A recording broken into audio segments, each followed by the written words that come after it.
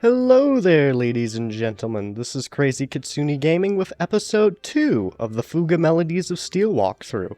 And, by the way, for future reference, I'm probably just going to be calling it the Fuga walkthrough, because the rest of that is quite a mouthful. Yeah. My first episode of this series got about 600 views and a subscriber. That is the sauce for me making more videos of a particular series. That was very much appreciated. Now then, we should probably just go ahead and get into the episode then. So, today we're going to be talking about villages. Despite all that happened in the last episode, this one is probably going to be a lot more chill. However, before we get into that, there are quite a few things to talk about with the menu. Like, for example, the options. Yes, I actually turned up the text speed to fast, so that all of the text is actually shown before I start just talking it out like absolute diarrhea, because just once I start, I can't stop. It doesn't just stop.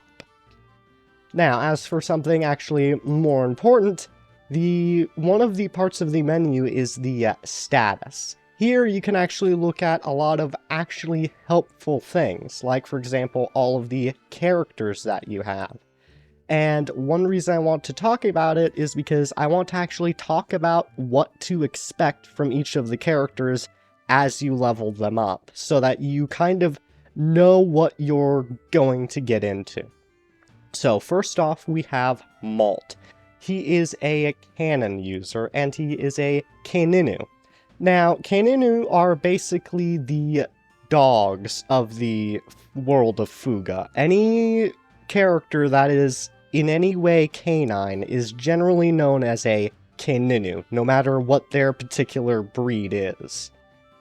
Now, what were you actually going to be getting from Malt by leveling him up? Well, as for his stats, you are mostly going to be getting attack and luck from actually getting him leveled up. And his abilities, well, it's mostly damage. In fact, his support effect is actually increasing the attack of whoever he is supporting. And also, we haven't had it yet, but there is a mode that characters can go into called Hero Mode, and his means that his normal attacks inflict double the damage. So yeah, Malt is sort of the damage guy. If you need damage done, then he's the Kaininu to go to. Whether it's, one enemy or 6 of them, he has some way to hurt them really badly. He gets a lot of very powerful area of effect attacks as you level him up. Now, as for the next character, Hannah, she is actually a Felinico, or Felinico, or I'm not sure how it's pronounced, but basically it's what all of the feline characters of the world of Fuga are called. Now, as for Hannah's actual abilities and what she can do, her attack actually leaves quite a bit to be desired. What seems to level up the most when getting her level raised, in my experience, is actually luck.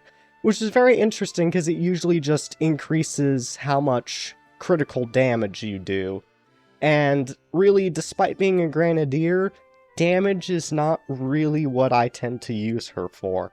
No, her main attraction is actually healing. As you level her up, then she will actually gain quite a few healing abilities. And her support effect actually means that you recover hit points with normal attacks. So yeah, if you actually have her behind someone who attacks relatively quick, like let's say a machine gun user, then you can actually get quite a bit of health back that way. And her hero mode actually doubles up the effect of all of her recovery skills. So any abilities like a Lullaby that actually restore health get even stronger during her hero mode. And yeah, that is mostly what you're gonna get by leveling her up, just lots and lots of healing. However, some of the later, and I mean later, like endgame abilities that she unlocks, can actually help drastically reduce the damage output of all of the enemies, thereby increasing the time that you survive for a very, very long time. Now, as for our next character, we have Kyle. He is a machine gun user, and when he levels up, kind of like Hannah, he gets a lot of luck, but also a decent bit of damage and speed, meaning that he can attack quite often. His support effect is actually really, really good. In fact, I usually put him behind a grenadier of some kind, as he increases accuracy. As for his hero mode, all of his attacks will become critical, which would be nice if he used something that actually hit harder than a pea shooter, because while machine gun attacks are quite nice and fast, they don't really do a whole lot of damage, so you're sprinkling a little bit of damage on no damage. It's kind of an interesting choice. Now, as for his abilities, it's mostly going to be both armor piercing, like with the piercing shot that he starts out with, and also he has a lot of anti-aircraft abilities. He kind of specializes in taking out things like enemy drones and even enemy helicopters that you'll run into, because yes, the Burman Empire does use a few helicopters, so he can be very good at taking those straight out of the sky and reducing their armor. So that is what he is best at, is just getting rid of drones. Now then, Boron. Yeah, he's not really my favorite character. Mostly what he gets from leveling up stats-wise is going to be luck and attack. He is not getting a whole lot of speed. He is pretty much, I believe, the slowest character in the game. Now, what do you actually get from leveling him up? Well, see, the problem is, he's a lot like Malt in that he gets a lot of damage. But the thing is, his damage is more crowd control focused. The problem is, I just tend to find Malt more useful because there's a lot of times where you're going to be finding singular enemies who are a lot harder than the crowds that you run into.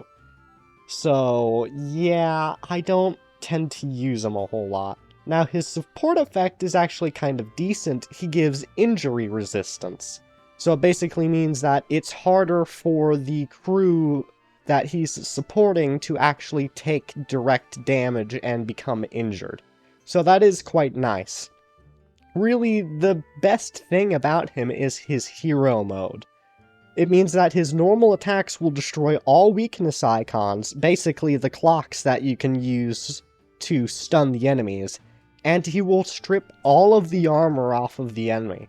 There are a lot of enemies who have quite a bit of armor, and their strength is kind of focused on said armor, so being able to get rid of all of it immediately with one normal attack is quite good. I just find that, as an overall package, Boron is, in my opinion, a little bit lacking.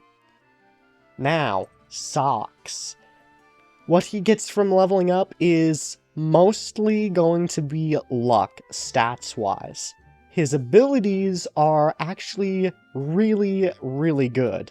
See, he starts off with the Flame Grenade, which does inflict burns on the enemy. And that's nice and all, but he will continue getting a lot of utility-type abilities like that will apply a lot of negative effects to the enemies. Now, they aren't usually good immediately. Actually, his Flame Grenade is a great example of that. But as the fight drags on longer and longer, then all of his abilities become far, far more helpful. So, anytime you run into something like, the Zyklons that have a whole lot of health, he is a pretty good solution. Now, his support effect will actually increase his luck, aka his critical rate. And his hero mode is actually incredible. It means that all of his normal attacks will inflict some sort of status ailment. So they can give the flame, there are some status ailments that can reduce an enemy's accuracy, it's actually pretty good, because suddenly you're getting off effects on enemies that would usually require you to spend SP, and instead you're getting them for free. Now then, as for our next character, Mei. Now, Mei is a machine gunner, and likewise, she is quite fast when attacking. And what you get from leveling her up is even more speed. Yeah, you're kind of just dumping speed on top of speed itself when you level her up. And all of her abilities kind of center around that. See, as you level her up, then you're going to get a lot of abilities that can both reduce an enemy's armor, and abilities that can increase her attack speed. Now, this is particularly good when fighting things like crowds of drones or really high-quality helicopters, because it means that suddenly you have a really easy ability to get all of the blue weakness icons dealt with and keeping them stunned, and also removing their armor. Now, her support effect is also really good, as it increases her speed after normal attacks, which, again, is very good for dealing with drones. And, oh yeah, her hero mode. Oh, I don't even want to talk about her hero mode. It is nasty. Double speed. That's it, just double speed. Everything she does, she now does twice as fast. Yeah, she can just be an absolute little gremlin if you can use her right. And it can actually be quite easy to use her right. And that's probably why I use her so much.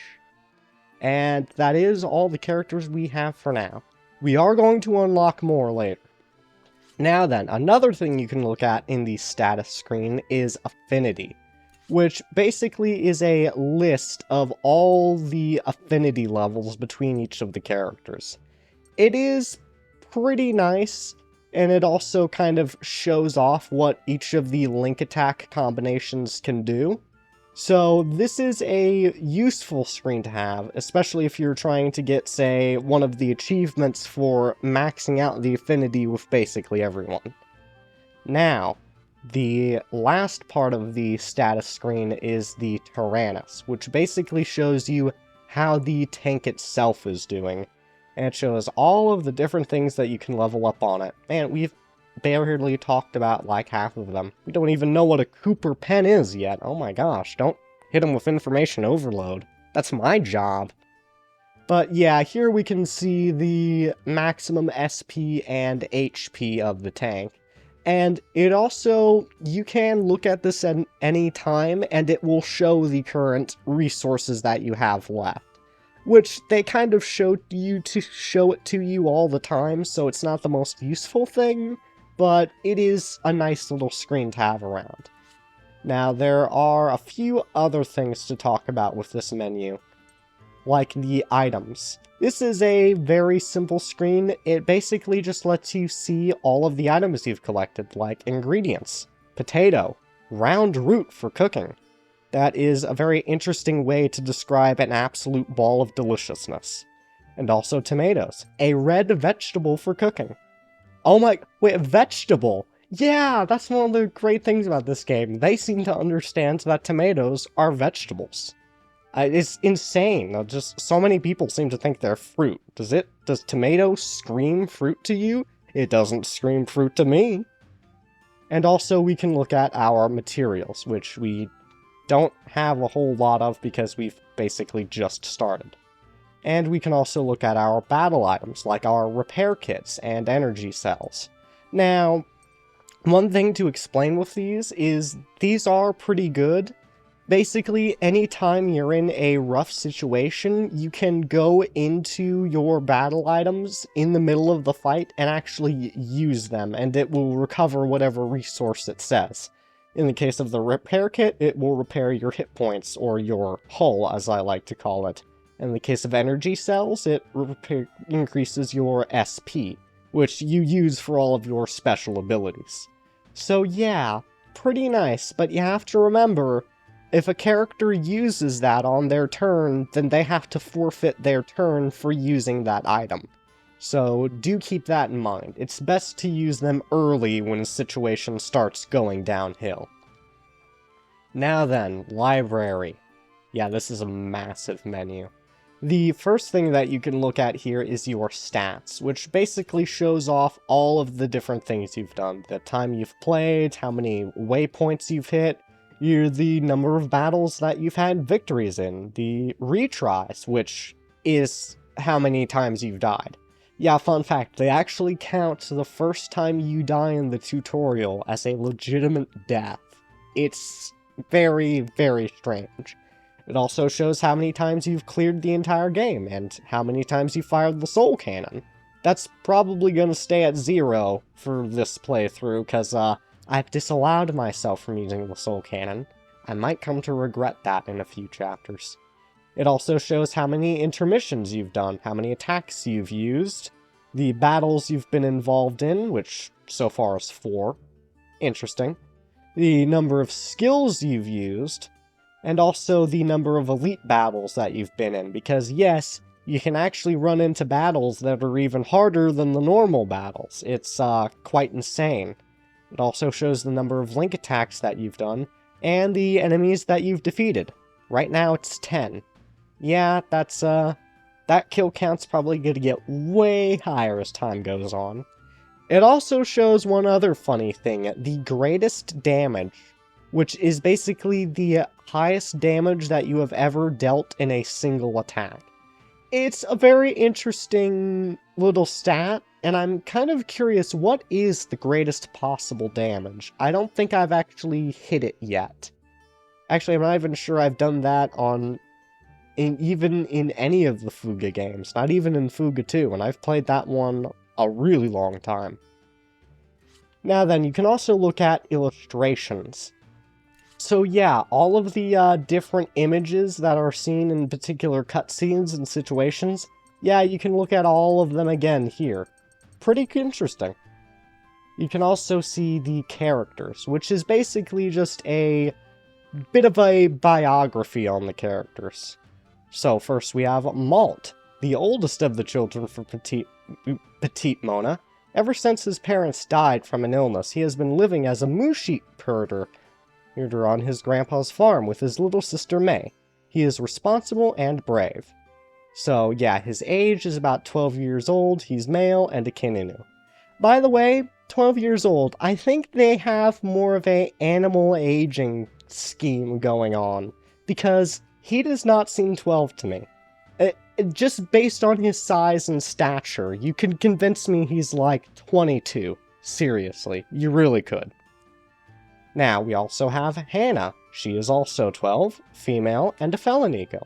Malt's childhood friend, a thoughtful girl with a compassionate, grown-up nature. She is kind to everyone, she loves to read and enjoys taking care of people. Someday, she hopes to become a doctor. Well, for now you're gonna be a tank doctor, so, you know, next best thing, basically. Kyle. Race Felonico, gender male, and about 11 years old. Oh yeah, and by the way, they all actually have family names. Kyle is Kyle Bavarois, Hannah Fondant, and Malt Marzipan. Yeah, I almost forgot about the family names. There are so few games that actually do that. So, due to his parents' circumstances, he moved from the capital to the unfamiliar countryside. Even though he often has a bad attitude and foul mouth, he is actually quite gentle and lonely. He has a crush on Hannah. I mean, you and me both, buddy. Boron Biroshi. He's a Felonico, he's male, and 10 years old. He is one of 5 children born to his father and mother, a farmer and cook respectively, always calm. He dislikes fighting, although he's a big boy, he often acts like a scaredy cat crybaby. Yeah, I'll agree with that. Sox Million. Race Kininu, gender male, 10 years old. Fascinated by machines and a desire for knowledge, he is driven by curiosity. He is easily excited by topics on knowledge, often speaking rapidly, even though he is usually more reserved. He has difficulty talking with girls. And May Marzipan. Race Kininu, gender female, age 4 years old. Yes, we have a 4-year-old in our crew. and we use her as our machine gunner. What a interesting little game. Mott's little sister and the youngest of the crew, cheerful and sunny, she grew up without letting the death of her parents affect her. She has a friendly personality, but likes her brother the most. So that is it for our crew, although I think we should have, yes, Pep Pretzel's biography. We should probably add deceased to this sort of list of traits. He's a Kaninu, he's male, and he was 49 years old. With a very strict militaristic nature, Pretzel is a man of morals who is more likely to put his life on the line for his homeland than for his own self-interest.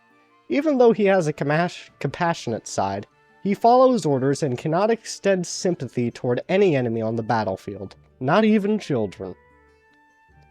And one last person? No. Interesting. I thought they would show Hax's biography, but I guess not quite yet. Oh, there's still so much to talk about with this library. Yeah, comic pages. There is actually a comic book in this game, and you can get pages for it by talking to some of the villagers, which we're going to do pretty soon. No, I'm not going to read this comic book to you. Now, we can also look at locations. Yeah, later on we will unlock a sort of telescope that we can look through, and it will unlock information on all of the different locations. We don't have such capabilities yet, but we will fairly soon. We can also look at the Berman reports. So basically, as we go through the game, then we will unlock more of these. For now, we have a piece of Pretzel's private journal, because apparently that didn't burn up when his tank exploded. I'm pretty sure his mustache burned up. You know, you could have... Malt, you didn't have to shoot him directly in the mustache. I kind of wanted that thing for myself. I'm just saying, you could have considered. But anyway, with the arrival of dawn, the Gasco invasion will begin. Under the starry sky beyond this window, I can see an airship fleet, the pride and joy of our country, carrying a garrison of soldiers and weapons towards the battlefield. Colonel General Shaven Hax is the supreme commander of this operation. Not long ago, he served as my adjacent, bold and young. However, in a blink of the eye, he was promoted to lead the entirety of this massive invasion. I suppose it's not surprising, considering his calm judgment and the ambition he shows with his words and actions. If I had to say it, yet ever since he was removed from under my supervision, his cruelty seems to grow. I have a feeling this mission will be just as rough as the last. Actually, it was more rough than the last, because the last one, you seem to have survived. So, yeah, Berman reports. They're pretty interesting. It kind of gives you a small bit of insight on the Berman Empire. You know, the Berman Empire, they're some interesting villains. I'll definitely give them that. They're kind of your average sort of hegemonic imperialist. They're kind of somewhat based off... Well, this is gonna be rough to say. I might even have to cut it from the video. They're somewhat based off Nazi Germany. Oh god, no, I said the N-word. Cancel me, cancel me, cancel me, quick! But, yeah, they're kind of based off Nazi Germany. Nowhere near as genocidal. They are kind of more concerned with just taking over the world than absolutely purifying it. But, yeah, they can be a bit scary at times. Now then, also, link events. So, yeah, the different link events that you can actually come back here and see them again if you have such desire. Now, right now, we don't actually have a whole lot of them unlocked, and, well, we've already kind of seen the link events that we do have once, so kinda no need. Now, there are some that are complete question marks at the moment, and... yeah, honestly, for now, I'll kind of leave them as question marks. Now, we do also have end cards, which are basically the sort of illustrations that you get at the end of the game. Still think that's such a good one. Now then. Oh, we're finally through the menu. Now we get to go and enter the village. We're not done yet. Alright, inside the village. All major cities have suffered catastrophic damage due to the attack by the Berman army. Those who fled, however, have created small settlements like this in various locations. People try to make the most of their lives while distancing themselves from the gaze of the Burman soldiers. So then, we have a lot to do here. First and foremost, the market. Money is useless during war. You got something to trade? Alright, so, yeah, we don't actually have money in this game. Instead, we have a barter system. This is where you can exchange items. You can exchange lower level items you no longer need for higher level items. You can also check the status of the tank by pressing Y, and believe me, that will be useful. Because there are a lot of times where there's going to be an absolute laundry list of things you can upgrade, and it can be a bit hard to remember all of the items that you need. Now then, you can trade battle items, which is pretty useful. Like, for example, you can trade 3 small repair kits for a great repair kit, but you can also, most importantly, trade materials. Now, this is going to be maybe a bit of a hot take with this game's barter system. I don't like it. I think it's kind of bad. Because really, all you're doing is you're just trading a low-level item for a lower quantity of a slightly higher level item. And honestly, it feels like it's sort of just a different way of going through the motions. Because in Fuga 2, we do have a normal money system, and you can essentially do the same thing. You just sell off the lower level items and use that to buy higher level items. So it feels like a normal trade system, just with a whole lot less freedom. So, like, we can trade the metal plate for 3 iron scraps, but really, in my opinion, it's not a good idea to really even bother with the shop too much until, like, the second half of the game. Or maybe even till the very end. So, for now, we're just going to go ahead and back out.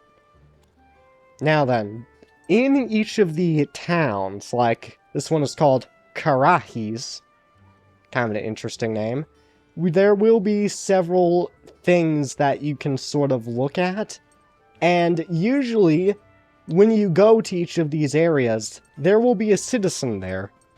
And for some reason, I guess because May is just the cutest little thing, or everyone in this game has a heart of gold, they'll usually give you stuff.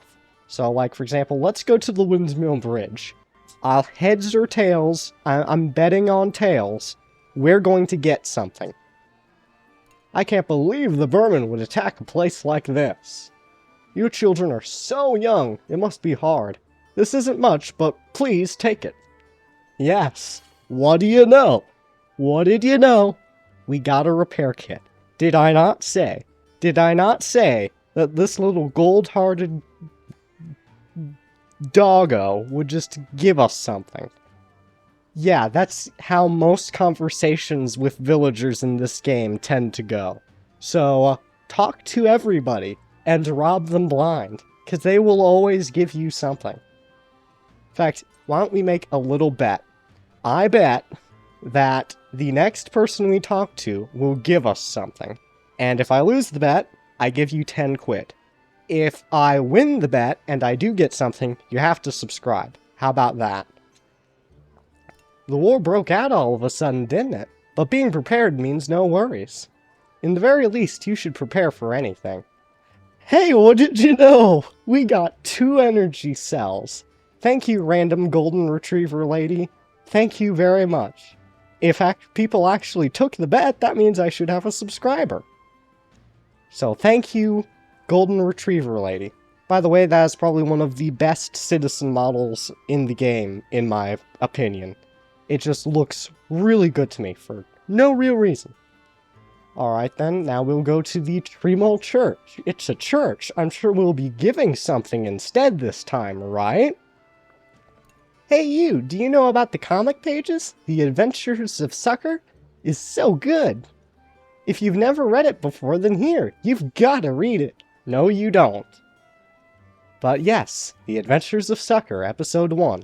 There will always be about one of these comic pages in each town, so if you really want all of them, then try talking to everybody. You will get them eventually. No, I'm not going to read you The Adventures of Sucker. You can do that in your own time. You obtained an episode of The Adventures of Sucker, a serialized comic. Get other issues by talking with villagers. You can check the obtained comic pages by going to the library in the main menu. Yes, we have gone over such things before. So yes, now we have our first comic page. No, I'm not going to read it. You can just, if you play the game, you can get them yourself, and then, yeah, you can read them. I'm not going to. Comic books, not my thing. Now then, continue adventure. So yeah, this episode is a bit more peaceful. We're just kind of talking about the town and the menu. But I will start up the next chapter and go through the intermission. That way, next episode, we can just walk straight into the action. So yes, continue adventure. So once you're done with the village, then you will go ahead and head to the next area. In this case, we're heading over to Palm Plains. Alright, Chapter 2, The Morning Rain.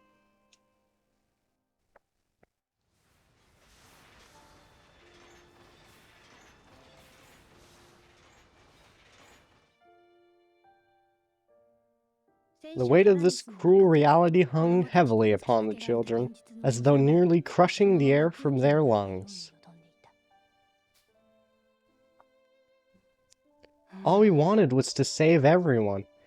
And here we are, waging war inside this thing. Did I get them involved into this mess? I never wanted this to happen. Can we save Grandma and Grandpa and everybody? Yes, I'm sure they're fine.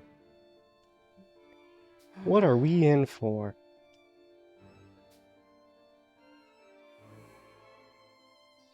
It was under this stifling atmosphere that strange phenomenon occurred. Ah! A ghost! I'm afraid of ghosts, guys! Yeah, I mean, we're on here kind of afraid of everything. I'm not even surprised. That makes no logical sense!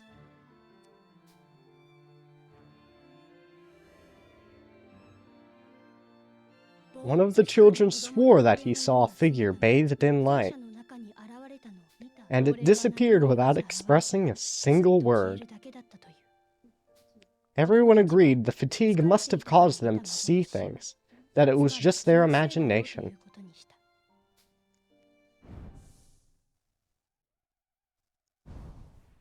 Alright then. So onward we go. Man, the music in this game is so chillaxing. Sometimes, like, man, it's so good. Why can't every game soundtrack be this good? Oh well, on to the intermission. So then, what is going to be on the agenda today? With the Tyrannus functions restored, lifts in one section are now available. New facilities will be available on different floors, so check it out. Alright, the farm is now unlocked. The lift can be taken to the farm. The task Plant Potatoes has been added. The task Plant Tomatoes has been added. The task Plant Wheat has been added. The new area Coop and the task Tend Cluckin' have been added. Alright then, so, yeah, we should probably go down and address that. Why do we really need that? Yeah, fun fact, you can just farm in a tank in this game. For no particular reason. Yeah, it's a bit strange. But essentially, you can use the farm to sort of, well, farm ingredients for things. So, this is the farm menu. Various things can be grown and harvested in the garden. These can be used as ingredients for cooking. Later, you will also be able to obtain other ingredients. Expanding the garden will increase the number of plots. You will be able to obtain a large amount of ingredients at once. So then, farm. Select the task you want to do from the list. The selected task will be registered to the garden on the right. You can only register up to the number of plots. You can raise the number of plots by expanding the facility. Registered tasks can be duplicated. So, yes, if you wanted to go ahead and plant 2 sets of potatoes, you can do that. For now, I'm just going to do 1 of each of them. Now, the fun thing is, I've disallowed myself from using food, so most of the ingredient items won't actually be that helpful. However, tending Cluckin actually still will be helpful, so have no heartburn doing that. Press Y to confirm the task. You can harvest crops during the next intermission. Alright then, so let's go ahead and execute. Yes, assign the new task. Now, it does cost you 2 AP to do this, just so that you know. I think I pronounced that a little bit weirdly, just so that you know.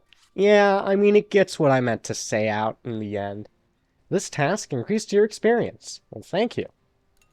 So then, we will get those ingredients during our next intermission. So, perfect. Hey there, Boron. Yeah, of course he's in the farm. He's probably just gotta eat all the ingredients.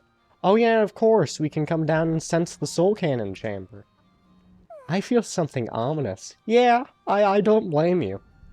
So, what do we want to do? I know we have upgrades available. I'm pretty sure I saw the little red notification of, hey, you can upgrade something. I was not mistaken.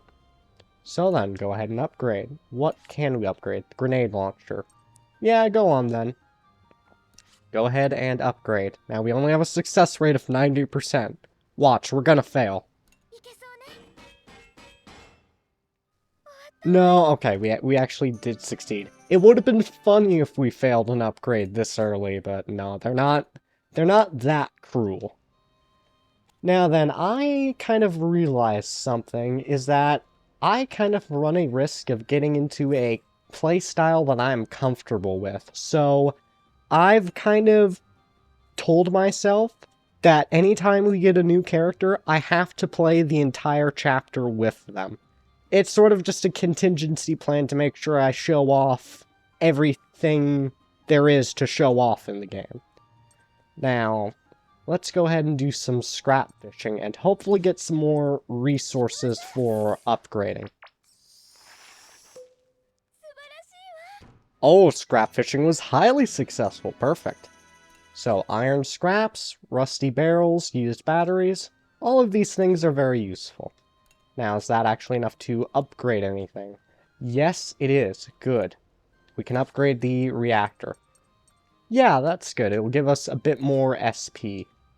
Because, believe it or not, I do like the armor upgrades, but if you kind of use your resources right, then you can actually kind of get more health from upgrading the reactor. Because with Hannah, you can use that SP to heal yourself. So, sometimes it can actually be better to upgrade the reactor over armor. I still trust armor upgrades more, but, you know, we don't exactly have 5 extra iron scraps at the moment. We should probably go ahead and address that. Oh, also, one other thing to address. So, it's kind of grayed out here, this upgrade. See, in order to actually upgrade anything past level 3, then we will actually need to expand the workshop. I don't think we can do that yet. We're a bit early on in the game, but we will need to watch out for that. So even if we do get all those rusty and large barrels and the rusty coils, we actually can't do that upgrade quite yet. So then, let's, I guess, do more scrap fishing. For now, I think it's probably the most efficient use of our action points. Alright then. So it was just successful. Yeah, more rusty barrels and used batteries. And Hannah is now level 5. Okay, new skill mastered. Soothing Song. Fear is relieved from all allies. I think I just mentioned this back when we were at the town. Yeah, this is her ability that sort of removes one of the negative effects you can get. Because fear, fun fact, we haven't ran into it yet, but it can actually reduce the accuracy of your crew. So having an ability that can suddenly just get rid of that is quite useful. Let's go ahead and scrap fish again. Maybe we'll fish up another ability. You never know. Scrap fishing was successful, and no new abilities, but we did get a few more resources. Now then, can we upgrade anything? No, not yet. Now, one thing I actually want to do a little bit is get some affinity between May and Hannah. I feel like that could be a little bit useful in the right situation, because remember, May has a very quick attack speed, and Hannah's support effect is to actually get health for every attack. Why did they take Grandma and Grandpa? Well, yeah, I mean, they've gotta get slaves from somewhere. Just very unfortunate that your Grandma and Grandpa happens to be the unlucky ones. You have to remember, like, they don't really care about your feelings. Did they take Grandma and Grandpa because her jam is yummy? Oh, no! Oh, May, you're so beautifully innocent. Maybe they took her because, when you're out on the battlefield, you don't exactly get a whole lot of great tasting food. So maybe they took your grandma because she can make yummy jam. I've never ran into that dialogue before. That is so unbelievably hilarious. I love that. Oh, that is perfect. Okay. Any other wisecracks there, May?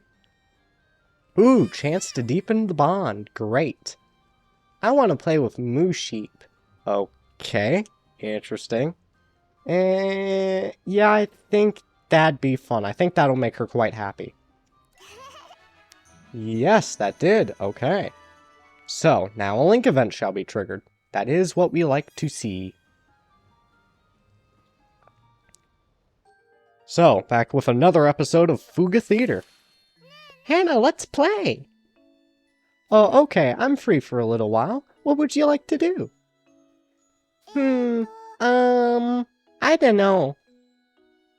This isn't really a place to play around. No picture books or anything. Then, maybe tell me a story. A story? What's a good story? Tell me a story of when I was little. When you were little. Okay, you and Malt used to play together a lot back then. Ever since you were born, you were so cute, Malt couldn't help but spoil you. Hehe, was I cute? Yes, you were always cute. I was so happy. It was like I got a new little sister. And I'm happy to have a big sister. Thank you. Alright, that was a nice little wholesome Link event. And most importantly, Hannah's May Link attack is now acquired. Perfect. Now, what do I actually want to do with the last few bits of action points? Because we're down to 5.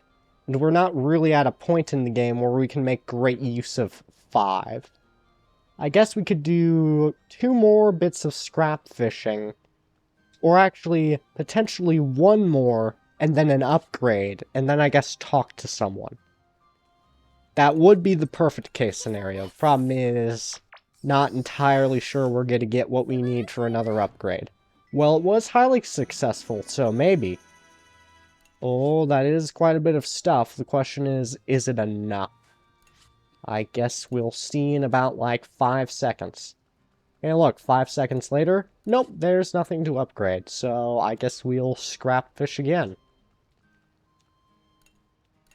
Yeah, we'll be very happy when we get the option to actually increase the difficulty and get even better stuff from it. Oh, yay, assist! A comrade came to help you. So now our success rate has been increased by 5%. That's perfect. Alright then. So, it was successful. Problem is, I don't think it's gonna be successful enough. Well, even if it is, we can't actually upgrade yet. Okay, at least they haven't hit us with that yet. They have not yet hit us with the you have enough materials to upgrade, but not enough AP to do the upgrade. They haven't done that to us quite yet. Alright, I guess talk with Kyle. Why not? Bit of a laugh in it. Who knows how far those guys took our families? Well, we're going to find out quite soon. However, we will be finding out next episode, because that is officially all of our AP eaten. So I will see you in the next episode, but first, consider subscribing and maybe even liking the video. Hey, remember, I won that bet earlier. You are morally obligated to subscribe at this point. So, I'll see you next time.